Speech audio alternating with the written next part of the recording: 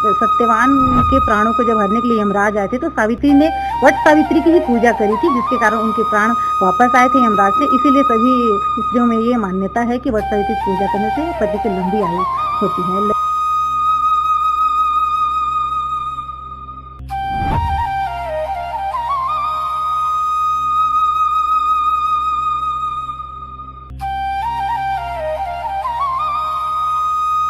एक 108 भावर घूम सकते हैं और कच्चे सूद से लेके 12 कर सकते हैं या फिर 7।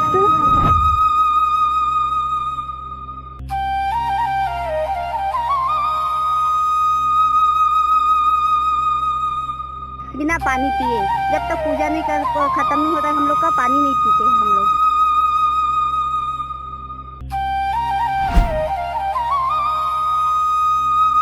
अखंड सौभाग्य और पति की लंबी आयु की कामना का महापर्व वट सावित्री आज पूरे देश में बेहद श्रद्धा और उल्लास के साथ मनाया जा रहा है। सुबह से ही सुहागिन महिलाएं पारंपरिक परिधानों में सज धज कर वट वृक्ष यानी बरगद के पेड़ की पूजा अर्चना करने के लिए मंदिरों और चौराहों पर पहुंच रही हैं। मान्यताओं के अनुसार आज ही के दिन सती सावित्री ने अपनी दृढ़ आस्था और बुद्धिमता के बल पर मृत्यु के देवता यमराज से अपने पति सत्यवान के प्राण वापस छीन लिए थे। यही वजह है कि सदियों से हिंदू संस्कृति में इस दिन को सुहाग की रक्षा के संकल्प के रूप में मनाया जाता है। महिलाएं बरगद के पेड़ पर जल अर्पित कर, धूप दीप जलाकर और वृक्ष की परिक्रमा करते हुए अपने वैवाहिक जीवन की सुख शांति की प्रार्थना कर रही हैं। आइए देखते हैं पूरी खबर। इस पावन पर्व को लेकर बिलासपुर की महिलाओं में भारी उत्साह देखा जा रहा है। वट सावित्री व्रत के दौरान बरगद के वृक्ष की पूजा का विशेष धार्मिक और आध्यात्मिक महत्व माना गया है। प्रदेश महासचिव महिला कांग्रेस शिल्पी तिवारी ने बताया कि शास्त्रों के अनुसार वट वृक्ष के मूल में भगवान ब्रह्मा, छाल में भगवान विष्णु और इसकी शाखाओं में देवों के देव महादेव का वास होता है, जिसके चलते इस पेड़ की पूजा करने से त्रिदेवों का आशीर्वाद एक साथ प्राप्त हो जाता है। सुहागिन महिलाएं बरगद के तने पर कच्चे सूत या कलावा को बांधकर 7, 11, 21 या 108 बार परिक्रमा करती हैं। ये कलावा पति पत्नी के रिश्ते की मजबूती और 7 जन्मों के अटूट बंधन को दर्शाता है। पूजा के दौरान महिलाएं सावित्री और सत्यवान की पौराणिक कथा सुनती हैं, जिसमें ये संदेश दिया गया है कि एक पत्नी का समर्पण और सतीत्व हर बड़ी विपत्ति को टाल सकता है।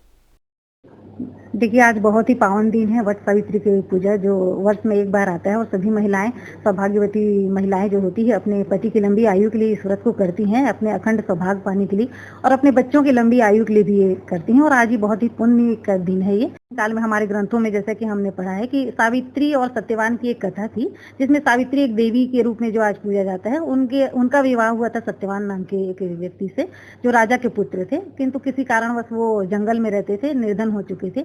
उनकी लंबी आयु के लिए सत्यवान के प्राणों को जब हरने के लिए यमराज आए थे तो सावित्री ने वट सावित्री की ही पूजा करी थी, जिसके कारण उनके प्राण वापस आए थे यमराज से। इसीलिए सभी स्त्रियों में ये मान्यता है कि वट सावित्री की पूजा करने से पति की लंबी आयु होती है, लंबी आयु मिलती है।